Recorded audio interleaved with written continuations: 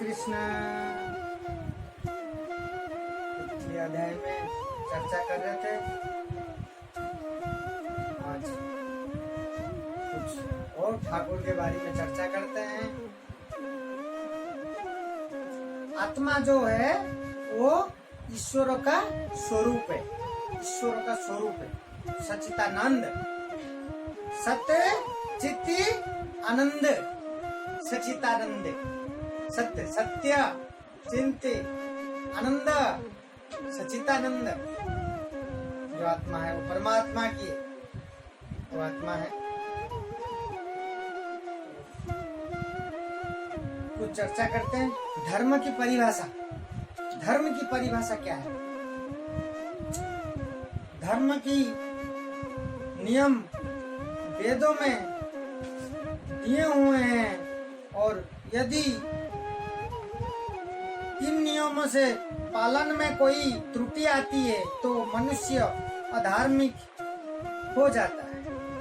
श्रीमद् भागवत में बताया गया है कि ऐसे नियम भगवान के नियम हैं, केवल भगवान ही किसी धर्म की व्यवस्था कर सकते हैं।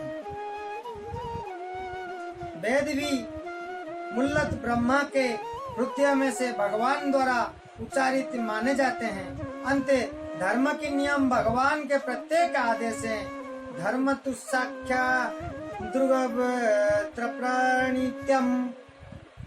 भगवत गीता में स्पष्ट रूप में इन्हीं नियमों को व्यक्त किया गया है। क्लियर है? वेदों का उद्देश्य क्या है? जो वेद हैं, वेदों की उद्देश्य क्या है?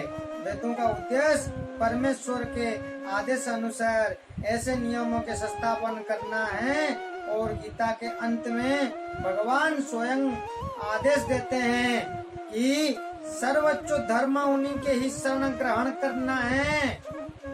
वैदिक नियम जीव को पुण्य सारणी गति से और अग्रसर करने वाला है, और जब भी असुरों द्वारा इन नियमों में व्यवधान आता है तभी भगवान प्रकट होते हैं।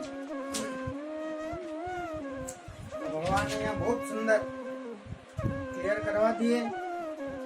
परम पुरुषोत्तम भगवान की कृष्ण होने के मूल द्विभुज मुरलीधर श्याम सुंदर रूप के मध्यम पार्क में दर्शाए गए हैं।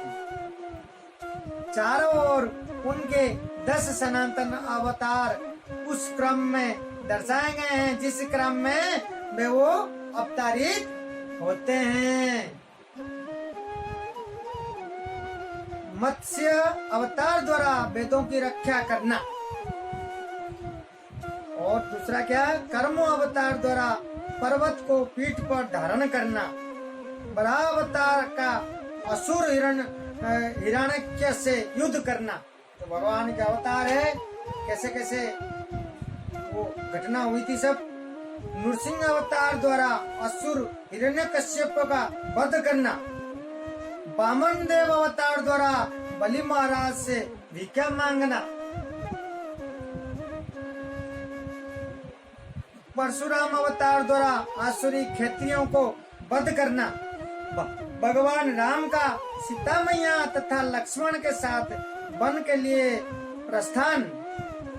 श्री कृष्ण का गोवर्धन पर्वत को धारण करना तथा उनके निकट में उनके भ्राता श्री बलराम।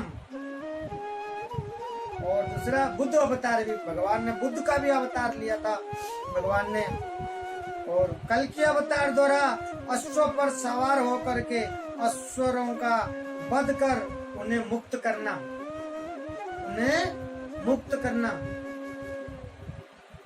भगवान बुद्ध का अवतार क्यों और कब, ये चर्चा करते हैं। श्रीमद् भागवत पुराण से हम जानते हैं कि बुद्ध कृष्ण का अवतार है, जिनका प्रभुवार और समय हुआ जब भौतिकवाद का बोलबाल था, और भौतिकवादी लोग वेदों का प्रमाण बनकर उनके आड़ ले रहे। कदापि वेदों में विशिष्ट कार्यों के लिए पशु बल की विषय में कुछ सीमित विधान थे, किंतु आसुरिक वृत्ति वाले लोग वैदिक नियमों का संदर्भ दिए बिना पशु बलि को अपनाए हुए थे। भगवान बुद्ध इस अनाचार को रोकने तथा अहिंसा के वैदिक नियम से संस्थापन करने के लिए अवतरित हुए।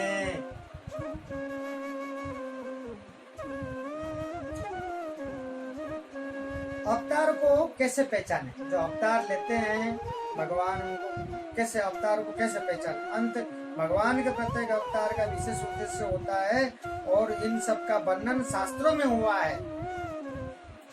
यह तथ्य नहीं है कि केवल भारत की धरित्री में भगवान अवतरित होते हैं, वे कहीं भी और किसी भी काल में इच्छा होने के प्रकट हो सकते हैं। वे प्रत्येक अवतार लेने पर धर्म के विषय में उतना ही कहते हैं जितना कि उस परिस्थितियों में जन समुदाय विशेष समझ सकता है, लेकिन उद्देश्य एक ही रहता है, लोगों को इस भाविका करना तथा धार्मिक नियमों के प्रति प्रज्ञाकारी बनना। कभी वो स्वयं प्रकट होते हैं तो कभी अपने प्रमाणित प्रतिनिधि को अपने पुत्र या दास के रूप में भेजते हैं। वे वेश बदलकर स्वयं ही प्रकट होते हैं। भगवान ने अपने बारे में क्लियर कर दिया है यहाँ पे कि कैसे वो अवतार लेते हैं और कैसे समय समय पर प्रकट होते हैं। एक चीज और क्लियर करते हैं, साधु की परिभाषा। जो साधु होते हैं उनकी परिभाषा क्या है? साधु की परिभाषा गीता के अंदर क्लियर कर दिया। भगवत गीता में अनुसार साधु पवित्र पुरुष है, कृष्ण भावना भक्ति व्यक्ति है, भावना मूर्तक व्यक्ति है, कृष्ण भावना मूर्तक व्यक्ति है। आधार्मिक लगने वाले व्यक्ति में यदि पूर्ण कृष्ण चेतना हो तो उसे साधु समझना चाहिए। दुष्कृतम उन व्यक्तियों के लिए आया है जो कृष्ण भावनामूर्त की परवाह नहीं करते।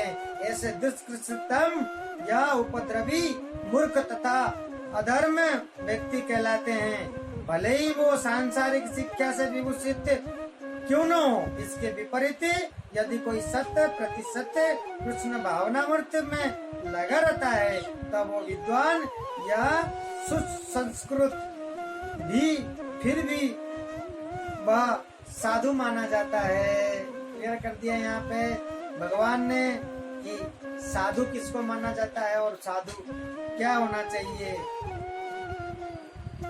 भगवान के अवतार का मुख्य कारण क्या है जानते हैं? भगवान जो अवतार लेते हैं उनका मुख्य कारण क्या रहता है? कि जहाँ तक अनिश्वरवादियों का प्रश्न है, भगवान के लिए आवश्यक नहीं है कि इनके विनाश के लिए उस रूप में अवतरती है जिस रूप में वे रावण तथा कंस का वध करने के लिए हुए थे। भगवान ऐसे उनके अनुसार जो असुरों को सहारा करने के सक्षम है। किंतु भगवान तो अपने उन निष्काम भक्तों की तुष्ट करने के लिए विशेष रूप से अवतार लेते हैं जो असुरों द्वारा निरंतर तंग किए जाते हैं। असुर भक्त को तंग करना है, भले ही वह उसका संग संबंध हो क्यों न हो। कदापि प्रहलाद महाराज हिरण्यकश्यपु पुत्र थे किंतु तो भी अपने पिता द्वारा उत्पीड़ित थे। इसी प्रकार कृष्ण भी माता देवकी कदापि कंस की बहन थी किंतु उन्हें तथा उनके पति वासुदेव को इसलिए दंडित किया गया था क्योंकि उनके कृष्ण को जन्म लेना था। अंत भगवान कृष्ण मुख्य देवकी के उद्धार करने के लिए प्रकट हुए थे, कंस को मारने के लिए नहीं, किंतु ये दोनों कार्य एक साथ संपन्न हो गए।